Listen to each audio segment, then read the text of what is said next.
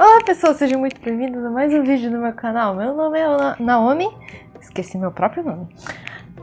Tô nervoso, faz 2 meses que eu não gravo, enfim.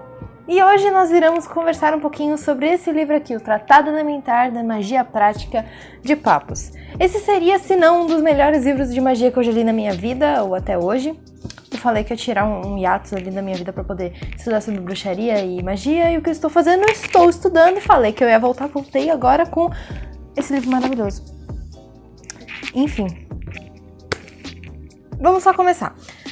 Para entender um pouquinho sobre o livro do Tratado Elementar de Magia, nós vamos aprender um pouquinho sobre o seu autor, né? Esse Pappus aí. Ou melhor, ele também é chamado, o nome verdadeiro, né? Porque Pappus é um nome que ele criou como autor, né? Tem um nome pra isso, mas eu esqueci o nome pra isso. O nome dele é Gerald Ancelet Vincent Encalce. Eu com certeza pronunciei errado, eu acho que ele é francês, alguma coisa assim. Nasceu em 3 de julho de 1865, então esse livro é bem velho. Ele foi um cara que foi para a Faculdade de Medicina de Paris e durante a vida dele, ele já foi membro de vários grupos ocultistas, já leu muita literatura hermetista, já fez vários tratados, estudou bastante sobre alquimia, publicou diversos livros sobre medicina, se baseando um pouco pro ocultismo e pro hermetismo também, fundou várias organizações ocultas, enfim, ele foi um cara que teve muita coisa acontecendo na vida dele, ele fez a vida dele render para várias coisas de estudos ocultos. Ele seria um magista, um astrólogo, um alquimista, um quiromante, um cabalista, etc.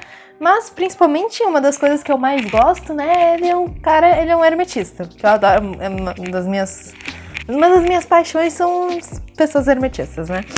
Enfim, então, esse livro, o Tratado Elementar da Magia Prática, ele foi basicamente escrito como uma exemplificação sobre a maior parte das coisas que ele já estudou sobre magia, tipo uma introdução à magia, uma tipo assim, você quer saber sobre magia? Então leia esse livro.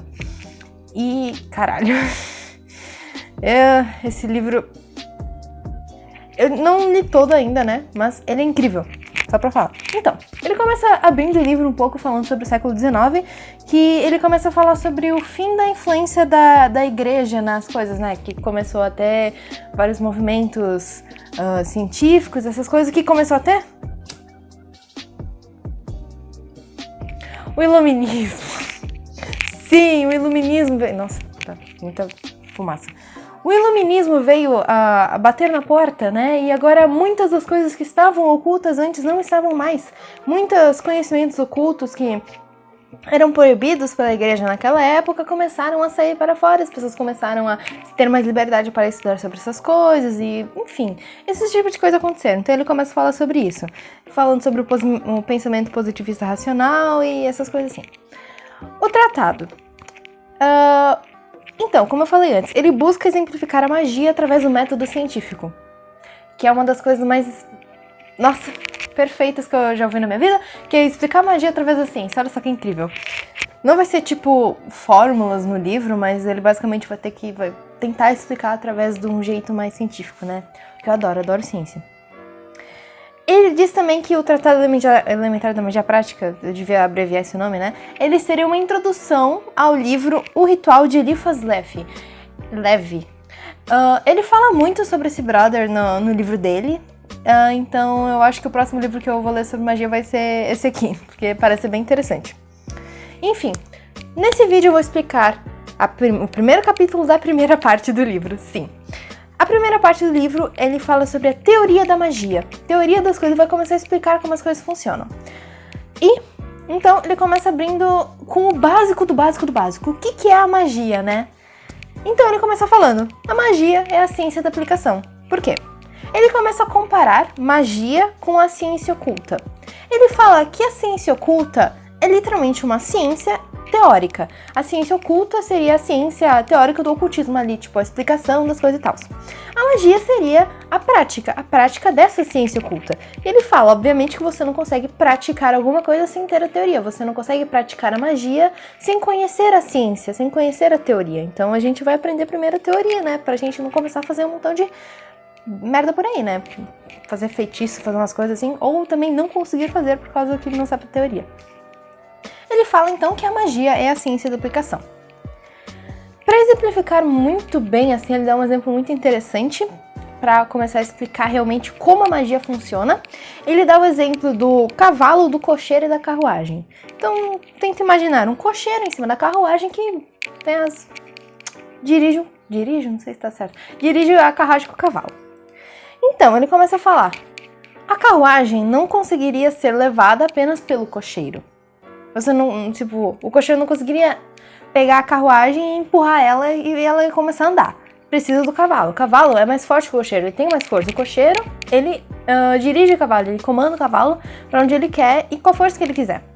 Então ele começa a fazer essa analogia, que o cocheiro seria a força de vontade da pessoa, a força da vontade da pessoa que está aplicando magia. O cavalo seria o meio pelo qual é aplicado e a carruagem seria a matéria. Ou seja, você aplica a sua força de vontade através da vida, pelo meio intermediário que a gente precisa para aplicar magia. Por quê? Você não consegue aplicar a sua força de vontade diretamente na matéria. É isso que ele fala, você não consegue fazer isso. Porque você não tem a força suficiente para fazer isso. Você precisa de um meio intermediário. O meio intermediário disso seria essa vida, essa outra coisa, né? Então, basicamente o que ele fala, né?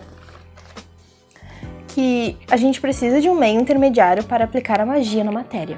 A força de vontade que nós temos dentro de nós aplicamos na matéria e isso nós chamamos de magia. Mas não aplicamos diretamente na matéria, precisamos do meio intermediário, que é essa vida, essa coisa aí. Então ele fala, a magia é a aplicação da vontade em um plano intermediário, por qual o plano intermediário age na matéria. Então é um que age no outro, que age no outro. E ele chama esse plano intermediário de vários nomes, um deles nós conversamos também, de o plano astral, que deve ser conhecimento de muitas pessoas aí, a palavra plano astral e essas coisas. Então, a aplicação da vontade nas forças da natureza, que as forças da natureza é a matéria, essas coisas assim. O que seria a vontade? Ele fala que a vontade é a vida ou a força vital. É o que nós temos dentro de nós que faz com que nós nos movermos, que faz com que a gente esteja vivo, literalmente. Essa força vital que nós temos dentro da gente, tipo, quando você se sente muito descarregado, quando você se sente muito energizado, essa força vital. Se você tem bastante no momento, tem pouca. Depois ele explica um pouquinho mais sobre isso, mas é basicamente isso. A força vital. Muitas pessoas já ouviram falar sobre força vital, é basicamente isso. Ele fala que a força vital é o alimento para a magia. Que nós utilizamos a força vital para fazer magia, então é um alimento para ela. Então, ele fala aqui uma coisa muito importante. A magia não modifica as leis naturais. Você não pode utilizar a magia para modificar, virar de cabeça para baixo uma lei, mudar. Não, a magia não serve para isso, ela não vai fazer isso, não se iluda. Ela apenas acelera os processos ou acentua eles. Papos gosta de usar a palavra de exagerar os processos. Por exemplo, a magia consegue fazer com que você consiga crescer uma planta mais rápido. Porque você utiliza da sua força vital através do plano intermediário e age na matéria, seria nessa planta, e do efeito que você quiser. Eu quero dar força vital para essa planta crescer mais rápido. Funciona? Ele também fala sobre uns exemplos aqui que na vida prática, né? Sobre demanda, sobre cura e esse tipo de coisa. Se você quer que um processo aconteça mais rápido na sua vida, você utiliza a magia para que isso aconteça. Eu quero conquistar isso, eu quero que se mova mais rápido, que os processos se movam mais rápido, então você utiliza a magia, você utiliza a sua força vital, que é uma energia, né? Aplica ali e daí as coisas andam mais rápido. É exatamente assim que funcionam os processos de cura. Você... por exemplo, o cara que tá curandeiro, sei lá, você utiliza a sua força vital e aplica na pessoa que está com pouca energia e tal, pra que a energia flua ali e cure a pessoa. É basicamente assim que funciona a magia. Então ele gosta de dar o exemplo aqui do tal do Fakir, que é um cara que ele aplica a força de vontade dele na planta, que nem eu expliquei antes. Ele aplica a sua vontade, ele pega a sua vontade e a sua vontade é aplicada a sua força vital, né? É aplicada em alguma coisa. É isso que fala. E daí, a vontade do Fakir seria o cocheiro da carruagem, né? Como a gente já explicou que a vontade é o cocheiro. O cavalo seria a força vital do Fakir, que é, né, o negócio. O corpo seria a carruagem. E nesse caso, a planta seria uma outra carruagem. Porque o que ele faz aqui? Ele dá o exemplo que o Fakir tira o seu cavalo, que nesse exemplo a gente usa o cavalo como se fosse a força vital. Tira o seu cavalo da sua carruagem e coloca na carruagem da planta. É o que eu falei antes, assim, você pega a sua... O cara viaja. Você pega a sua força vital, coloca no outro corpo. Você tira o seu cavalo, nesse momento, atrela a outra carruagem, agora a outra carruagem de 2 cavalos consegue ir mais rápido, né? Até onde precisa ir. E, enfim, é basicamente isso. A gente chama isso de... É tipo uma transmissão de energia vital, né? Enfim. Como eu falei antes, é dessa matéria que os processos de cura que utilizamos hoje, como Reiki, como barra de Axis, como passe, funcionam. Você utiliza a sua força vital e aplica em outra pessoa, em outra coisa. Enfim, é exatamente isso. Você pega a sua força vital através do meio intermediário e aplica em outra coisa. É isso. Legal. Daí ele resume bem bonitinho aqui, ó. A magia é a aplicação da vontade humana dinamizada onde você quer dinamizar, né? Espalhada, dinamizada em algum lugar. A evolução rápida das forças vivas da natureza. É isso. Porque o mundo é basicamente evolução, né? A gente procura a evolução no mundo. E a magia seria um processo mais rápido de evolução, né? Então agora nós vamos falar do homem. Porque, né? A gente acabou de falar de magia, que a magia é a aplicação da força de vontade aqui, da força vital do homem nas coisas. Mas como é que a gente consegue essa força vital? Como é que isso funciona? Vamos falar um pouquinho sobre como o homem funciona. Ele começa falando que o homem é dividido em 3 partes, né? Porque que bom ocultista não gosta de uma trindade, né? O homem máquina, que seria o nosso corpo, o homem impulsivo, que seria os nossos reflexos, o homem de razão, que seria a mente. Vamos começar falando sobre o homem-máquina, sobre o nosso corpo, como o nosso corpo funciona. É bem interessante, é um pouco complicado, mas eu vou tentar exemplificar o melhor jeito. Ele divide o nosso corpo entre ventre, peito e cabeça. Ele fala que o ventre... Cada parte do nosso corpo é ligado a um órgão do rosto. Ou seja, o ventre, que tem o sistema digestivo, essa coisa, é ligado à boca. O peito, que tem tipo pulmão e essas coisas, é ligado ao nariz. Tá certo? Sim. A cabeça tem o cérebro e essas coisas ligadas tipo aos olhos e aos ouvidos, eu acho, se eu não me engano. Ou principalmente aos olhos. Enfim, ele fala que o ventre é nosso... Ele literalmente compara o nosso corpo com uma máquina.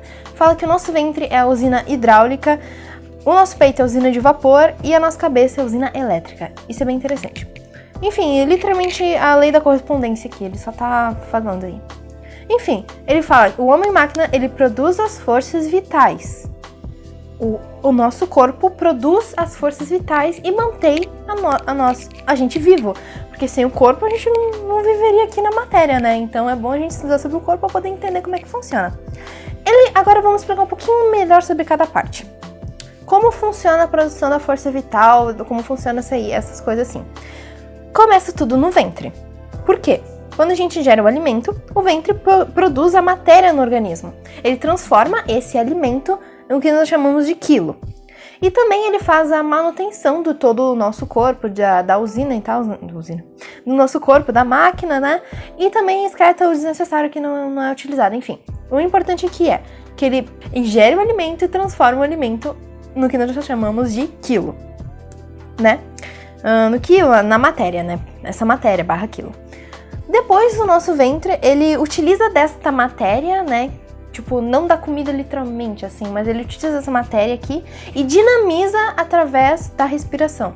Ele pega toda essa energia que foi produzida e dinamiza por todo o nosso corpo através da respiração, né? E também, né, porque a gente fala que o oxigênio no sangue, essas coisas assim, né? O oxigênio anima o organismo através do fluxo sanguíneo, porque a gente tem que ter oxigênio no sangue. Então a gente respira e daí esse oxigênio ali, né? Essa energia que foi produzida, ela é transmitida por todo o nosso corpo. Enfim, eu não estudei o suficiente de anatomia pra isso, mas pelo que o cara tá explicando, eu vou falar que o cara tá errado, né? Se quiser pesquisar, também pesquisa. Daí, então, essa força toda que ela é dinamizada por todo o nosso corpo, uma grande parte dela vai para o nosso cérebro, porque o nosso cérebro precisa de muita força. Então, o cérebro apodera-se da maior parte dessa força trazida pelo sangue para dar origem ao que nós chamamos da força nervosa. Resumindo, então, no final, todos os elementos estão interligados, o ventre, o peito e a cabeça. Parece a música do Xuxa, cabeça, ombro, joelho e pé. Todos são necessários e todos estão interligados aqui nesse processo. E a força nervosa depende fundamentalmente do quilo. O quilo é o nosso alimento, que nós nos alimentamos. Então é por isso que eles falam que você é o que você come. Dependendo do que você come, a comida que você come é transformada em quilo, e essa energia dessa comida é dinamizada por todo o seu corpo até chegar no cérebro. Então é por isso. O que você come vai afetar muito, basicamente, em todos os seus processos do seu corpo e na sua vida, né? Sobre você ter força o suficiente para poder fazer trabalhos mentais, essas coisas assim, até pra magia. Tanto que depois ele começa a falar sobre dietas aqui no livro. Mas isso é bem interessante, enfim. Esse é o corpo máquina. Vamos falar um pouco sobre o homem impulsivo, o homem dos reflexos. Que ele também seria um homem reativo ao que ocorre. É bem interessante.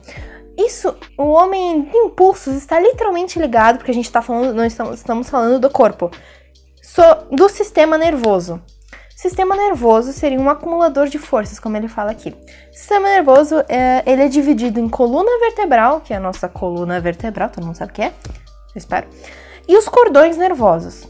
Os cordões nervosos, eles são aqueles coisinhas que estão espalhados sobre todo o nosso corpo aqui, que eles levam incitações, né, da cabeça aos extremos e dos extremos à cabeça. Ou seja, quando você toca alguma coisa, seus impulsos nervosos dessa sensação vão até o seu cérebro. E isso nós chamamos de nervos sensoriais. São nervos sensoriais, isso é literalmente ciência. Você toca na coisa, os seus nervos sensoriais levam na sua cabeça e falam, olha, você tá tocando ali, tá colocando a mão no fogo, tá doendo, tá queimando. Explica ali. E também tem os da cabeça até os nervos, que seriam os nervos motores, que é tipo a cabeça fala pra você fazer tal movimento, então você faz o movimento. Consciente, inconsciente, por isso mesmo. Daí a gente já vai falar sobre isso. O consciente e inconsciente, os movimentos automáticos são movimentos inconscientes, eles são produzidos pela medula, e os movimentos conscientes, que você pensa para fazer, são movimentos do cérebro, enfim. O que é importante aqui, que o homem reativo, o homem de impulso, o homem dos reflexos, esse brother aí que a gente tá falando todo aqui, ele recebe a ação, então se causa uma sensação. É outra lei hermética aqui, né? Que pode ser uma ação inconsciente ou consciente. Por exemplo, se você recebe uma picada de uma agulha, assim, tipo, se você não gosta de agulha, você recebe uma picada de agulha, você vai tentar se esquivar. Porque você recebeu a sensação, foi pro seu cérebro não gostou disso, então você tenta se esquivar pra se proteger. Se você vai levar um soco, você vai, tipo, já tá sentindo assim, você vai levar um soco, então você tenta se esquivar. É uma coisa impulsiva dos nossos, né? Enfim.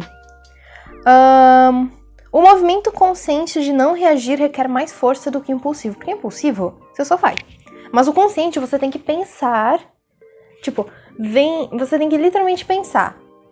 Então ele requer mais força. Você já percebeu, né? Que é muito mais difícil você... eu vou levantar, eu vou sentar e vou ler um livro. Nossa, eu quero muito fazer isso. Nossa, que vontade, cara. Muita vontade de estudar sobre magia, ocultismo e anatomia do corpo humano. Muita vontade. Muito melhor do que eu só... Apaguei minha vela. Vou ligar. Muito melhor do que eu simplesmente, sei lá, ir lá, sentar no sofá e assistir uma Netflix, que é o meu impulso, né? É o nosso impulso. Enfim, o movimento consciente requer muito mais força, muito mais energia do que o inconsciente.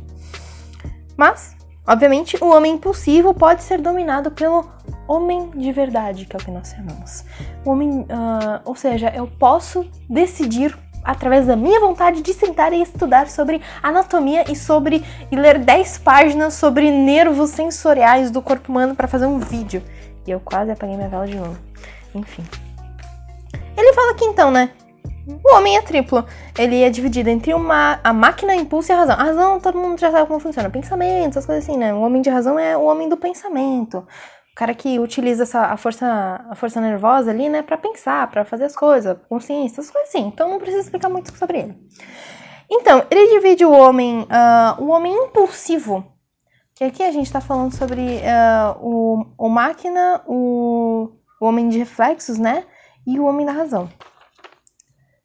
O homem de reflexo, o homem impulsivo. E daí a gente divide o homem impulsivo, que é o homem que ele é impulsivamente, ele é inconsciente. Agora estamos falando um pouco mais sobre o homem inconsciente. O homem inconsciente, ele é dividido entre sensual, sentimental e intelectual. Ou seja, o sensual, ele seria o homem movido pelo ventre, ele fala, né? Ele dá... De novo, ele faz as atribuições doidas, né? O homem sensual é o homem da matéria, é mais bruto, ele é movido por comida, por sexo, por briga, por raiva, esse tipo de coisa, é isso que ele tá falando aqui. Um brother que só liga pra essas coisas mais materiais da vida ali, né? E minha pedra tá grudando na minha vela. Olha que linda. Grudou. Enfim. Daí o sentimental, ele estaria ligado pelo peito, obviamente, porque é onde fica o coração, e daí a gente já faz essas atribuições meio doidas aqui, né? Que é literalmente um cara movido pela emoção, pela arte, essas coisas assim, pelo coração. Ele faz essas coisas assim, tipo, você falando, explicando, não faz muito correlação, mas você ver atualmente, realmente como funciona, tipo, você realmente consegue entender melhor, sabe? E depois ele fala sobre o homem intelectual, que é movido pela cabeça, né? Que é o cara que fica... é movido pela cabeça, movido pelo conhecimento, pela razão. Então, pensem bem, tudo isso está ligado ao homem impulsivo. Tudo isso está ligado ao impulsivo. O homem de verdade, o homem de vontade, não está ligado nem com o sentimental, nem com o intelectual. Que é o que a gente geralmente pensaria. A gente, tipo, porque a gente tem muito esse negócio da... Principalmente vem muito da cultura da católica, da igreja, essas coisas assim, falando sobre, não, você tem que rejeitar o seu corpo e ser movido pelo espírito, essas coisas assim. Que o homem sensual, ele é movido muito pelo seu corpo, pelas sensações que vêm do seu próprio corpo, assim. Tipo, de comida, de sexo, de briga, essas coisas assim. Foi o que ele explicou no livro, né? E o sentimental é movido muito mais pelas emoções. Então é tipo um cara mais artístico ali, né? Homem e mulher, né? Essas coisas. É que ele fala mais sobre homem, né? Porque na época só tinha mais homem, mas enfim. É um cara mais movido mais pelo sentimento, pelas emoções, pelo coração, pela arte. Já o intelectual é movido mais pela razão de estudar essas coisas. Só que ele fala que tudo isso em excesso é ruim. Viu? Até mesmo o sentimento em excesso é ruim, até mesmo a razão em excesso é ruim. Porque você pode literalmente se trancar num quarto e ficar estudando sobre... Ele dá um exemplo muito interessante, eu não lembro agora direito, mas se trancar num quarto e estudar sobre os múltiplos de alguma coisa pelo resto da sua vida, essas coisas assim. Mas o que a gente fala aqui, que nem mesmo a razão e a emoção são elementos do homem verdadeiro. E dentre esses 3 elementos que todos nós temos, o que você desenvolverá em si mesmo, quais ideias você cultivará? O que é o homem verdadeiro agora? O homem verdadeiro, ele é resumido como o homem de vontade. É um homem que tem a vontade acima dos seus sentidos, acima da sua emoção e acima do seu intelecto. Ele está acima dos sentidos, da emoção e do intelecto, está acima do impulsivo.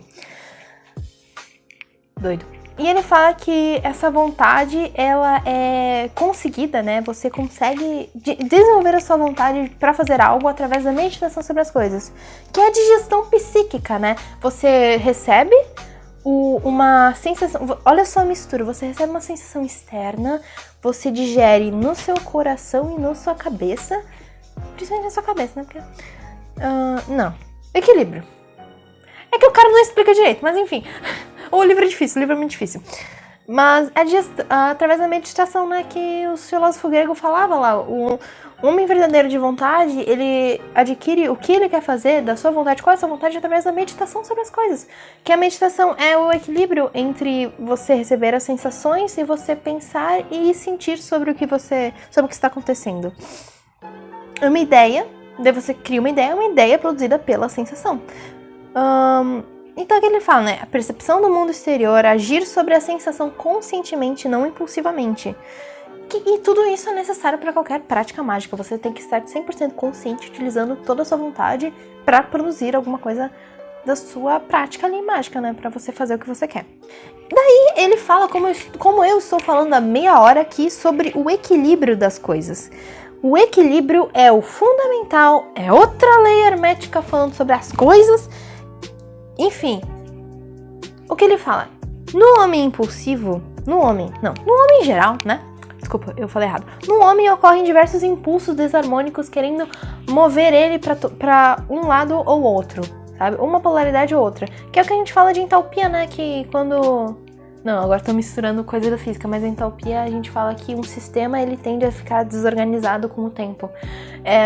Por causa dessa desarmonia, ocorre desarmonia, porque é natural da natureza ser desarmônica e ocorrer desarmonias, porque o universo não existiria sem a desarmonia. Não vou começar a falar sobre física. Enfim, ocorrem impulsos desarmônicos no homem, puxando mais para um lado, mais para o outro.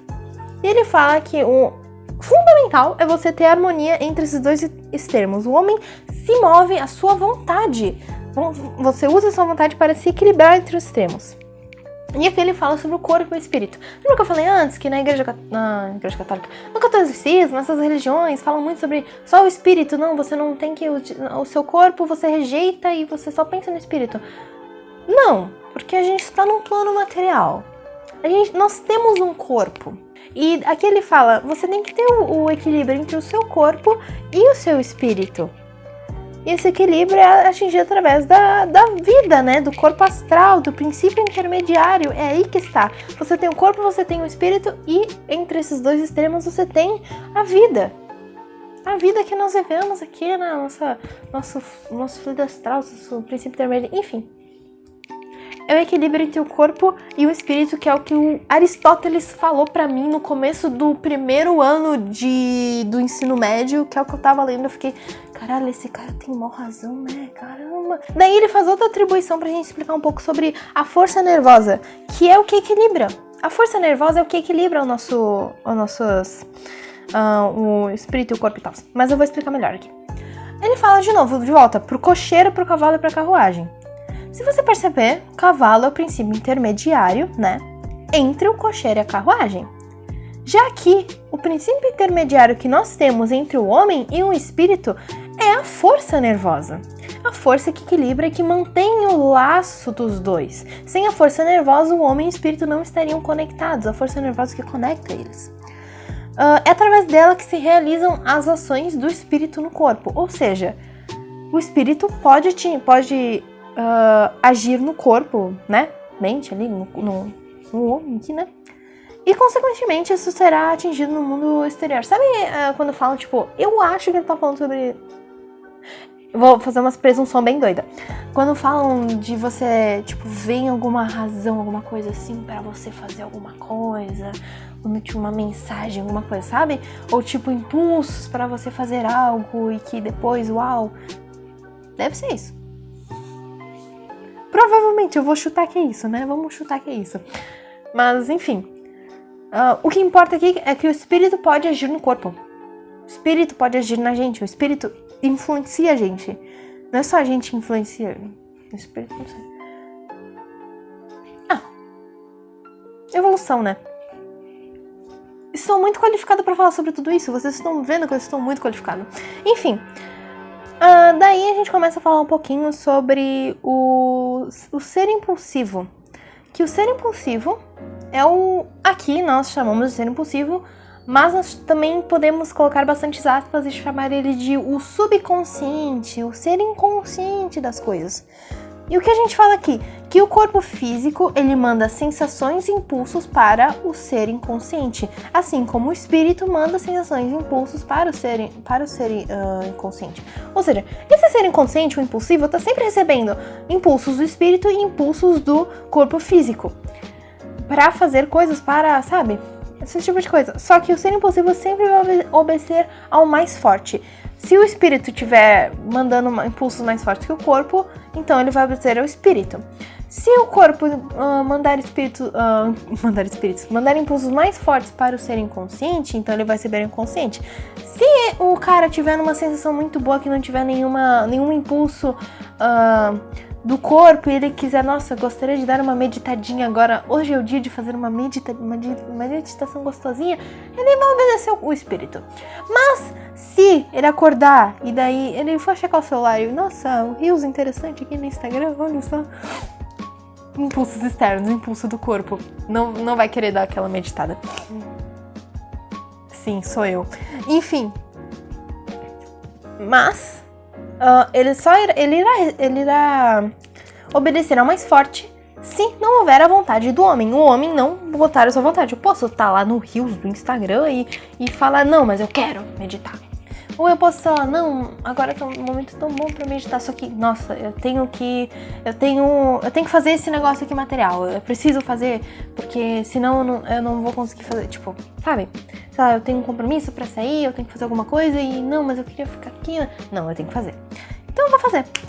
A vontade age dos dois lados, cara. Por isso, a vontade age do espírito, age dos coisas do espírito, da espiritualidade, age da matéria, das coisas da vida, essas coisas. Aí você usa a sua vontade, você tem que ver o seu equilíbrio, você tem que ver o que você precisa fazer. Enfim, como eu falei, o espírito utiliza a força nervosa para agir no ser. Independentemente da origem, seja a origem um corpo físico, através das sensações externas, né, do corpo, ou do espírito, através das sensações internas, né, o espírito vem dentro e o corpo de fora, o agente intermediário sempre será a força nervosa. Então não importa de onde vem essas sensações, o agente intermediário sempre vai ser a força nervosa. A força nervosa, ela é o que é a força nervosa, que eu tô falando tanta força nervosa que eu esqueci de explicar o que é, né? É o combustível feito do quilo. Eu não sei se eu falei isso antes. Falei?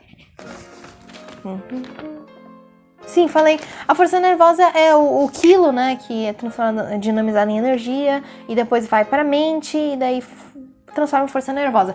Essa força nervosa é o que nós utilizamos para produzir e poder viver, né? Que é a força que nós produzirmos as coisas e também a força que o espírito utiliza para poder se comunicar, atingir o corpo, assim como nós mesmos usamos através da nossa vontade para fazer as coisas, para praticar a magia também. Essa força nervosa é o que move, é o combustível que nós temos, nosso corpo, nosso ser impulsivo, nosso espírito, para poder fazer práticas, para poder praticar coisas, fazer ações no mundo. Então, como eu falei, a gente tem que ter o equilíbrio entre o físico e o espírito. Porque se a gente tiver muito, o que o Papus fala aqui no livro, se a gente tiver muitas mais incitações físicas, nós viramos um escravo do corpo físico. Mas, se nós tivermos muitas incitações apenas do espírito, nós sofreremos de muitas alucinações, que não são baseadas na realidade que nós vivemos. É bem interessante isso. Então, um não funciona sem o outro, nem o espírito nem o corpo físico funcionam sozinhos, eles não funcionam sozinhos nessa realidade que nós estamos, precisamos dos dois.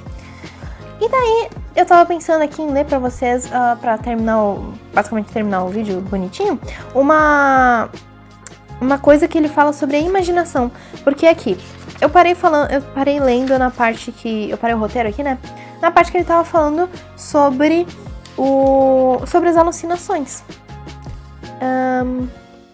Que as alucinações é literalmente isso, né? Que é uma excitação do espírito que não tem base nenhuma no corpo físico, na realidade material e tal, então são só coisas malucas. Eu tô achando que tem a ver com droga, tipo, se você se droga muito e começa a ver aquelas coisas meio doidas, alucinação. Eu não sei, eu não consigo entender, esse livro às vezes é meio confuso, mas o que importa é que tem muita informação útil nesse livro. Tem muita informação útil nesse livro, esse é o ponto. Enfim, eu gostaria de ler pra vocês esse parágrafo aqui, da página 68, que é o último parágrafo. Então a gente tá falando sobre as alucinações, né? Que o perigo das alucinações é de conduzir o ser humano a falsos julgamentos pela ausência do senso comum da razão. Você não conseguir julgar porque você não vai ter a razão, você não vai ter o seu corpo para julgar. Isso não impede, porém, o espírito de representar-se sensações, sentimentos ou assentamentos que ele próprio produz, agindo sobre os centros impulsivos. Não impede que o espírito consiga agir sobre os centros impulsivos através de sensações e sentimentos. Só que eu tava falando daquelas ideias que vêm, sabe? Nesse caso, o espírito não se enganaria sobre a causa real de suas impressões. Por isso que ele não tem somente bastante força nervosa para manter em todo lugar o estado de tensão normal. Ele também tem uma quantidade em reserva que pode se dispensar pelo meio de sua imaginação. Ou seja, o espírito ele tem uma quantidade de reserva que além desse negócio, né, que ele já faz, ele consegue dispersar ela através de imaginação, através das ideias. E o que seria isso? Imaginação, que é a faculdade que tem a vontade de se representar ideias pelo movimento impresso aos centros impulsivos, e de agrupá-los à vontade pelo exercício das faculdades particulares do espírito consciente. O O que eu consegui entender?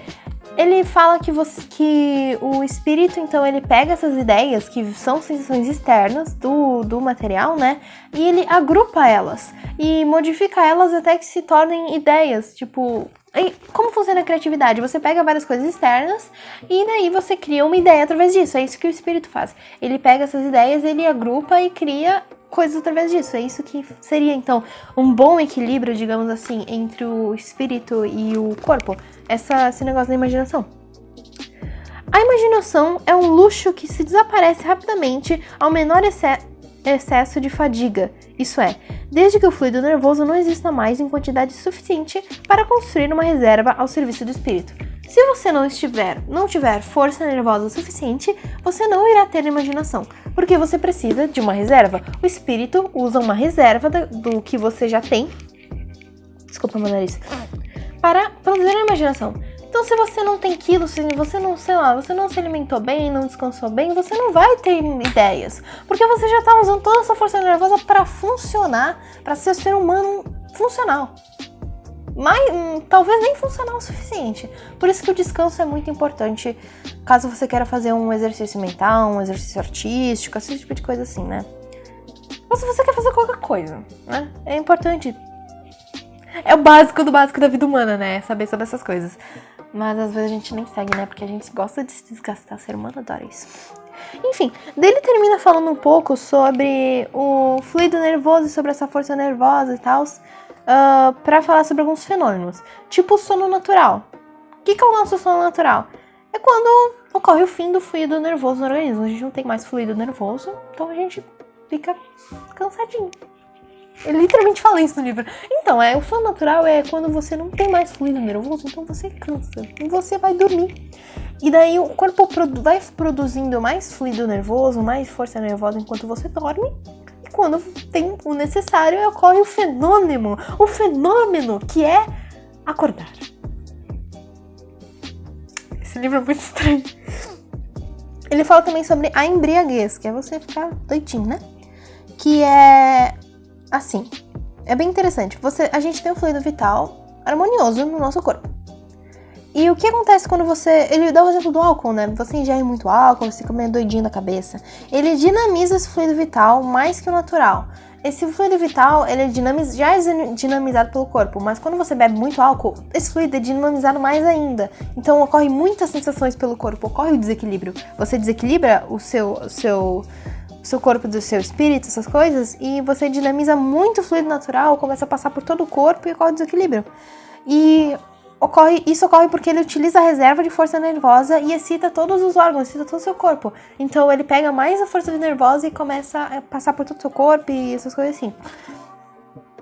Ele explica melhor, tipo, nos primeiros estágios você fica mais feliz, mais alegre nas coisas, depois pensativo, e depois vai acabando as coisas, você fica triste, e se acabar toda a sua força nervosa, você cai no chão, e se acabar literalmente toda, você morre. De tanto beber. Enfim, é engraçado. E daí ele explica que a loucura seria uma embriaguez permanente. É muito interessante. É os fluidos nervosos dinamizados pelo todo o seu corpo literalmente pra sempre. Isso seria a loucura. Daí... desculpa. Por fim, ele fala do hipnotismo, que é a quebra da barreira entre o ser impulsivo e o ser consciente. Que é literalmente o que eu falo, que é literalmente que todo mundo sabe sobre hipnose, né? Que é, nossa, a gente quebra o consciente do inconsciente, agora a gente fica só falando com o ser impulsivo ali, vai saindo as coisas. Então, o hipnotismo e a hipnose, ela funciona como a quebra da barreira, como do consciente e do inconsciente, que é o impossível do ser consciente, né? Como ele fala no livro, que é o desequilíbrio. É o desequilíbrio entre os dois. Então ele utiliza a força nervosa, o hipnotista, né? O cara que faz hipnose, ele utiliza a força nervosa para separar o espírito do organismo, causando desequilíbrio. E daí, a partir disso, né, que literalmente separa as duas coisas, ocorre o sono e a passividade, a poder responder as perguntas, a fazer coisas que o magista quer, e seria livre a qualquer situação externa. Enfim, agora nós chegamos ao nosso resumo do vídeo. O resumo do homem. O homem é dividido entre o homem verdadeiro e o homem impulsivo. Nós temos o homem impulsivo que ele é dividido entre o sensual, o sentimental e o intelectual. É dividido entre as intenções materiais do corpo, entre os sentimentos e as emoções e entre a razão, que é tudo vindo do externo. E daí nós temos o homem verdadeiro, que é o homem de vontade, que pode controlar o ser impulsivo se ele tiver vontade suficiente para fazê-lo, e pode escolher fazer o que ele quiser. Se ele quer alimentar a parte sensual, a parte sentimental, a parte intelectual. Nós temos o homem-máquina, que eu já expliquei aqui, né? Que é dividido entre os 3 centros, né? O ventre, o peito e a cabeça, as 3 usinas. E através disso, através de todo esse esquema, né? Que ocorre da produção, através do sangue, né? E tal, produzimos a força nervosa. A força nervosa é o que o espírito utiliza para agir no ser impulsivo, que consequentemente age no organismo. Força nervosa, né? O homem-máquina literalmente tem a função de fabricar a força nervosa, que liga o consciente do organismo com os sentidos e a vontade. A força nervosa é o que é mais essencial no nosso corpo para a gente produzir literalmente tudo. Fazer as coisas que nós precisamos fazer magia, para o espírito mexer no nosso corpo, para o espírito poder agir no nosso corpo, para a gente poder produzir magia, fazer magia, acelerar.